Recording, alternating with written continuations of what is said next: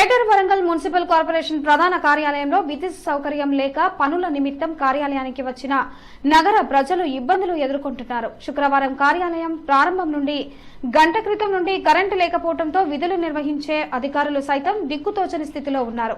ప్రజా పాలనలో భాగంగా తమ అప్లికేషన్ ఇవ్వడానికి వచ్చిన నగర ప్రజలు కరెంటు సౌకర్యం లేకపోవడంతో నిరాశతో బారులు తీరారు.